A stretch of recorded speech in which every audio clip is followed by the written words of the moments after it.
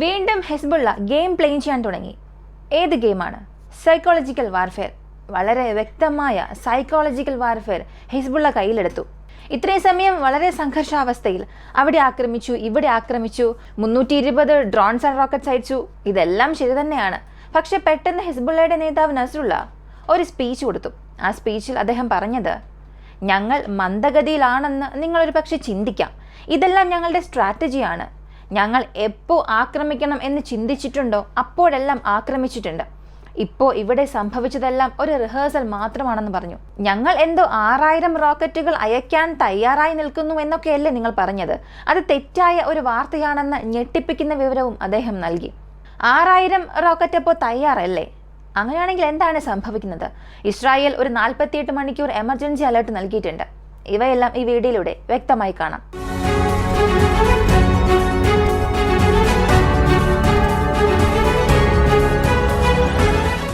Nasrullah. Hezbollah ഇസ്രായേലിൽ ആക്രമണം നടത്തിയതിനു ശേഷം നസ്രുള്ളയുടെ ഒരു സ്പീച്ച് ഉണ്ടാകുമെന്ന് എല്ലാവരും പ്രതീക്ഷിച്ചു. ആ സ്പീച്ചിൽ യുദ്ധം തുടങ്ങി. എല്ലാവരും ഒരുമിച്ച് ചേരുക. അറബ് നാടുകൾ, ഇസ്ലാം നാടുകൾ എല്ലാവരും ഇസ്രായേലിനെതിരെ ഒരുമിച്ച് ചേരേണ്ട ഒരു സാഹചര്യം എത്തി എന്ന് പറയുമെന്നായിരുന്നു എല്ലാവരും ചിന്തിച്ചത്. പക്ഷെ അങ്ങനെയല്ല. 6000 റോക്കറ്റ് ഞങ്ങൾ അയക്കും എന്ന് പറഞ്ഞതെല്ലാം തെറ്റാണ്. 8000 ഡ്രോൺസ് ആൻഡ് റോക്കറ്റ്സ് ഞങ്ങൾ തയ്യാറാക്കി വെച്ചിട്ടുണ്ട്. ആരോട് ചോദിച്ചിട്ടാണ് ഈ 2000 ഡ്രോൺസ് ആൻഡ് റോക്കറ്റ്സിന്റെ എണ്ണം നിങ്ങൾ കുറച്ചത് എന്ന് ചോദിച്ചത് മാത്രമല്ല, ഞങ്ങൾക്ക് റൂൾസ് ആൻഡ് റെഗുലേഷൻസ് ഒന്നും തന്നെ ഇല്ല എന്ന് അദ്ദേഹം പറഞ്ഞു. കൂടെ ഞങ്ങളുടെ സൈന്യം തയ്യാറാണ് എന്ന് മാത്രമേ പറഞ്ഞുള്ളൂ. എന്നാൽ അടുത്ത സെക്കൻഡ് തന്നെ ഇസ്രായേൽ എല്ലാ കോർഡിനേറ്റ്സ് ശേഖരിക്കുകയും 11 സ്ഥലങ്ങൾ ഞങ്ങൾ ലക്ഷ്യം വച്ചിട്ടുണ്ട് എന്ന് പറയുകയും ചെയ്തു. എന്നാൽ സത്യത്തിൽ 11 സ്ഥലങ്ങളല്ല ഇസ്രായേൽ ലക്ഷ്യം വച്ചത്, 17 സ്ഥലങ്ങളാണ്. അതിൽ 11 സ്ഥലങ്ങളിൽ ഇസ്രായേലിന് കനത്ത നഷ്ടം ഞങ്ങൾ നൽകിയെന്ന വിവരവും അദ്ദേഹം പറഞ്ഞു. അതിൻ്റെ വീഡിയോയും ഹിസ്ബുള്ള പബ്ലിഷ് ചെയ്തു. ഇത് പ്രത്യേകം എടുത്തു പറയേണ്ട കാര്യമാണ്. ഈ 11 സ്ഥലങ്ങളിൽ പ്രധാനപ്പെട്ട സ്ഥലം എല്ലാം മൊസാദിൻ്റെ ഹെഡ്ക്വാർട്ടേഴ്സ് ആയിരുന്നു. അതിനും ഒരു കാരണമുണ്ട്. ബെയ്റൂട്ടിൽ ഇവരുടെ നേതാവ്, ഹിസ്ബുള്ളയുടെ നേതാവായ ഫൗദ് ഷുക്കൂറിനെ കൊന്നതിനു വേണ്ടിയുള്ള പ്രതികാരമാണ് ഞങ്ങൾ ചെയ്യാൻ പോകുന്നത് എന്നായിരുന്നു ഹിസ്ബുള്ള പറഞ്ഞത്. അങ്ങനെയാണ് ഈ ഒരു ആക്രമണം നടത്താൻ തുടങ്ങിയത്. ആ ഒരു വ്യക്തിയെ കൊല്ലുന്നതിന് മുൻപ് ഹിസ്ബുള്ളയുടെ നെറ്റ്വർക്കിനുള്ളിലേക്ക് കയറി ഫൗദ് ഷുക്കൂറിന് നിങ്ങളിവിടെ നിൽക്കാൻ പാടില്ല, മറ്റെവിടെയെങ്കിലും പോകണം, അങ്ങനെയുള്ള ഏതോ ഒരു മെസ്സേജ് മൊസാദ് പാസ് ചെയ്തിരുന്നു. അപ്പോൾ ഹിസ്ബുള്ളയുടെ ദേഷ്യമെല്ലാം മൊസാദിൻ്റെ ഭാഗത്താണുള്ളത്.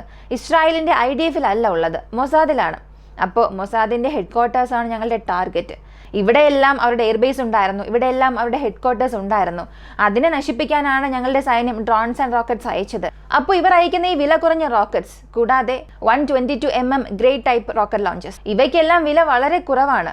അങ്ങനെ അയക്കുന്ന സമയത്ത് അത് മറ്റെവിടെയെങ്കിലും ലക്ഷ്യം തെറ്റി മറ്റെവിടെയെങ്കിലും പോയി വീഴും എന്നുള്ളതും ഒരു സത്യമാണ്.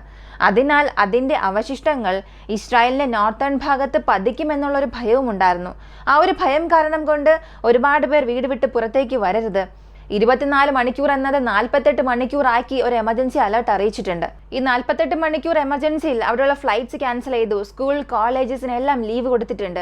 അവിടെയുള്ള ഗവൺമെൻറ് ഓഫീസേഴ്സിനെ ഒന്നും വരണ്ട എന്ന് പറഞ്ഞിട്ടുണ്ട്. സൈനികർ ആരെങ്കിലും പുറത്തുണ്ടെങ്കിൽ ഉടൻ തന്നെ ജോലിയിലേക്ക് തിരികെ വരണം. അത് എന്ത് ലീവ് തന്നെയായിരുന്നാലും, എമർജൻസി ലീവ് ആയാലും തിരികെ വരണമെന്ന് അറിയിപ്പ് നൽകിയിട്ടുണ്ട്. ആവശ്യമായ സമയത്തുള്ള ഭക്ഷണം, സാധനങ്ങളെല്ലാം എടുത്തു വെച്ചിരിക്കുക. ബങ്കേഴ്സ് എല്ലാം തയ്യാറാക്കിയിട്ടുണ്ട് എന്നും പറഞ്ഞു. എയർലൈൻസിന്റെ സർവീസ് എല്ലാം ക്യാൻസൽ ചെയ്തിട്ടുണ്ട്. പല നാടുകൾ അവരുടെ എയർലൈൻ സർവീസ് അവസാനിപ്പിച്ചു. ഇപ്പോൾ നിങ്ങൾ ഇസ്രായേലിൻ്റെ പ്രധാനപ്പെട്ട എയർപോർട്ടുകൾ എടുത്ത് നോക്കിയാലും അവിടെ ജനങ്ങളുടെ തിരക്കാണ്. കിട്ടുന്ന ഏതെങ്കിലും ഒരു വിമാനത്തിൽ കയറി രക്ഷപ്പെട്ടാൽ മതി. എങ്ങനെയെങ്കിലും ഒരു വിമാനത്തിൽ കയറി പുറത്തേക്ക് പോകാമെന്നുള്ള ഭയത്തിൽ അവിടെ തടിച്ചു കൂടുന്നവരുടെ എണ്ണം കൂടി വരികയാണ്. ഇതിനെക്കുറിച്ചെല്ലാം ഹിസ്ബുള്ള, ഹമാസ്, ഇറാൻ ഇവരെ സംബന്ധിക്കുന്ന ഒരുപാട് പേർ ടാഗ് ചെയ്യുന്നുണ്ട്. ടാഗ് ചെയ്തിട്ട് അവർ പറഞ്ഞത്, കാണുക ഇസ്രായേലിൻ്റെ അവസ്ഥ എങ്ങനെയാണെന്ന് കാണുക. ഒരു ഭാഗത്ത് അറബ് നാടുകളിലെ കുഞ്ഞുങ്ങൾ സമാധാനത്തോടു കൂടി ഉറങ്ങുകയാണ്. എന്നാൽ ഇസ്രായേലിൻ്റെ കുഞ്ഞുങ്ങൾ, ഇസ്രായേലിനുള്ളിലെ മക്കൾ നേരെ തുരങ്കത്തിലേക്ക് പോയി ഭയന്ന് അവിടെ ജീവിക്കുകയാണ് എന്നുള്ള പല വാർത്തകളെല്ലാം, പല പോസ്റ്റുകൾ അവർ ചെയ്യാൻ തുടങ്ങി. ഇവിടെ ഹിസ്ബുള്ളയെ ഞങ്ങൾ മുഴുവനായും നാമാവശിഷ്ടമാക്കുമെന്ന് ഇസ്രായേൽ പറഞ്ഞിരുന്നു. ഇവയെല്ലാം ഇസ്രായേൽ തയ്യാറായി നിൽക്കുന്ന രീതിയാണ്. എന്നാൽ ഇസ്രായേൽ എന്തിനു വേണ്ടി തയ്യാറായിക്കൊണ്ടിരിക്കുന്നുവെന്ന് നോക്കിയാൽ, പ്രീഎംപ്റ്റീവ് സ്ട്രൈക്ക് ഇസ്രായേൽ ലെബനനിലെ ചില ഭാഗങ്ങളിൽ നടത്തി. അത് ഏതൊക്കെ ഭാഗങ്ങളിൽ നടത്തി എന്നുള്ളതും അവർ പറഞ്ഞു. അടുത്തിനി എത്ര വിമാനങ്ങൾ, ഏതൊക്കെ വിമാനങ്ങളാണ് അടുത്ത സ്ട്രൈക്കിന് തയ്യാറായി നിൽക്കുന്നത് എന്ന ഇൻഫർമേഷൻ പുറത്തുവിട്ടിട്ടുണ്ട്. എന്നാൽ അതിനു മുൻപ് ഹിസ്ബുള്ള 11 സ്ഥലങ്ങളെ ലക്ഷ്യം വെച്ച് ആക്രമിച്ചു. അതിൽ ഇസ്രായേലിന്റെ പ്രധാനപ്പെട്ട നാവൽ ബേസ്, ഇസ്രായേലിന്റെ ഒരു യുദ്ധ കപ്പലും കടലിൽ മുങ്ങിയിട്ടുണ്ട്. ഈ ഒരു വാർത്ത ഹിസ്ബുള്ളയാണ് പുറത്തുവിട്ടത്. പക്ഷേ ഇസ്രായേൽ അത് മറച്ചു വെച്ചു. എന്തുകൊണ്ട് ഇസ്രായേൽ അത് മറച്ചു വെക്കണം? ഇസ്രായേലിന് അവിടെ ഒരു ബാഡ് ഇമേജ് വരാൻ പാടില്ല എന്നതിനു വേണ്ടി പല മീഡിയയിൽ നിന്നും ഇസ്രായേലിന് ഒരു അറിയിപ്പ് വന്നു, ഇങ്ങനെ ഒരു വിവരം ആരും പുറത്തുവിടാൻ പാടില്ല എന്ന്. അവിടെയുള്ള മിനിസ്റ്റേഴ്സ് ആരും പ്രസിൽ ഇതിനെക്കുറിച്ച് ഒന്നും പറയാൻ പാടില്ല എന്നുള്ള ഒരു തടസ്സം തന്നെ നെതന്യാഹു ഏർപ്പെടുത്തി. എന്നാൽ ഇസ്രായേലും അവരുടെ ഈ ഒരു ആക്രമണത്തെ പതിയെ ഒരു മന്ദഗതിയിലാക്കിയിട്ടുണ്ട് എന്ന് പറയാം. ഞങ്ങൾ തിരിച്ചടിക്കില്ല എന്ന് ആരും പറഞ്ഞിട്ടില്ല, ഹിസ്ബുള്ളയും പറഞ്ഞിട്ടില്ല, ഇസ്രായേലും പറഞ്ഞിട്ടില്ല. ഇവയെല്ലാം നടന്നുകൊണ്ടിരിക്കും, അല്പം ഡിലേ വരും എന്ന് പറഞ്ഞു. ആ ഡിലേക്ക് കാരണം ഞങ്ങളുടെ സ്ട്രാറ്റജി ആണെന്നും ഹിസ്ബുള്ള പറയുന്നു. എന്നാൽ ഈ ഡിലേ ഒന്നും ശരിയാകില്ല. അവിടെ ഒരു പ്രിയംറ്റീവ് സ്ട്രൈക്ക് നടത്തിയതുപോലെ വളരെ പദ്ധതിയിട്ട് വീണ്ടും ഒരു ആക്രമണം നടത്തണമെന്ന് ഇസ്രായേൽ സംബന്ധിക്കുന്ന ഒരുപാട് വ്യക്തികളും നാടുകളും പറയാൻ തുടങ്ങിയിട്ടുണ്ട്. ഈ സമയത്ത് ഹിസ്ബുള്ളയോട് ഈജിപ്തിലുള്ളവർ പറയുന്നത്, ഇങ്ങനെ ഒരു ആക്രമണം ഒന്നും തന്നെ വേണ്ട, ഈ ആക്രമണം ഒരു റീജിയണൽ വാറായി മാറാനുള്ള സാധ്യതയുണ്ട്. അതിനാൽ ഈ ഒരു ആക്രമണം ഇപ്പോൾ കുറയ്ക്കാനുള്ള സാധ്യത എന്തെങ്കിലും ഉണ്ടോ എന്ന് ചോദിച്ചു. ആ സമയത്ത് ഹിസ്ബുള്ള പറഞ്ഞത്, നിങ്ങൾ ഹിസ്ബുള്ളയ്ക്ക് ഒരു മീഡിയേറ്ററായി പ്രവർത്തിക്കുന്നത് പോലെ നേരെ ഇസ്രായേലിലും ചെന്ന് ഇതേ കാര്യം പറഞ്ഞാൽ പോരെ എന്ന് ചോദിച്ചു. എന്നാൽ ഈജിപ്ത് പറഞ്ഞത്, ഇപ്പോൾ ഞങ്ങളുടെ പക്കലുള്ള വ്യക്തികളോട് മാത്രമേ പറയാൻ സാധിക്കൂ, കൺവിൻസ് ചെയ്യാൻ സാധിക്കൂ. ഇസ്രായേലിനെ ഒന്നും കൺവിൻസ് ചെയ്യാൻ സാധിക്കില്ല. ഒരു പക്ഷേ ഇന്റർനാഷണൽ ലെവൽ ഇസ്രായേലിന് ഒരുപാട് സമ്മർദ്ദം വർദ്ധിക്കുന്നുണ്ട്. അതിനാൽ നിങ്ങൾ അങ്ങോട്ടേക്ക് കയറി ആക്രമണം നടത്തരുത്, നിങ്ങൾ വാണ്ടഡായി പോയി അകപ്പെടരുത് എന്ന് പറഞ്ഞിട്ടുണ്ട്. കാരണം ഈ ഒരു കാരണം കൊണ്ട് ഇസ്രായേൽ വീണ്ടും ആക്രമിക്കാൻ തുടങ്ങും. ചിന്തിച്ചു നോക്കുക, ഇസ്രായേലിനും ഇത് ശരിയായ സമയം തന്നെയാണ്. അപ്പോൾ ഹിസ്ബുള്ളയ്ക്ക് വീണ്ടും വാണ്ടഡായി പോയി ആക്രമിക്കാൻ സാധിക്കില്ല.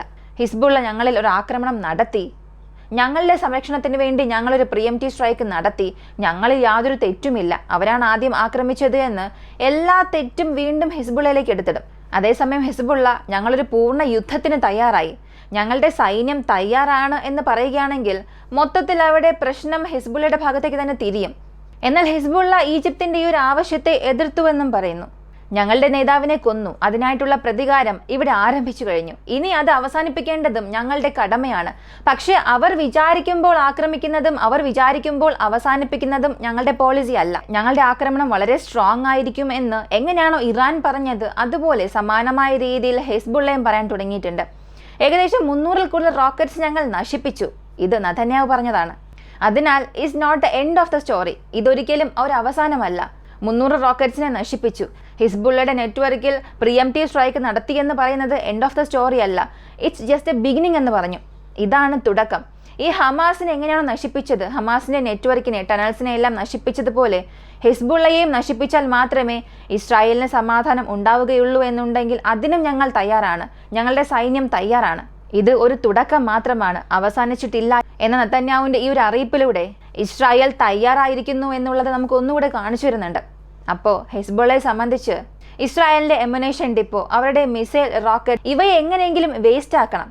ഇങ്ങനെ വേസ്റ്റ് ചെയ്യാൻ എന്തൊക്കെ വഴികളാണോ ഉള്ളത്, എന്തൊക്കെ സൈക്കോളജിക്കൽ വാർഫെയർ ഉണ്ടോ, എങ്ങനെ ഫേക്കായ ഡമ്മിയായ മിസൈൽ സിസ്റ്റം ഉണ്ടോ, അവയെല്ലാം ഹിസ്ബുള്ള ഉപയോഗിക്കാൻ തുടങ്ങിയിട്ടുണ്ട്.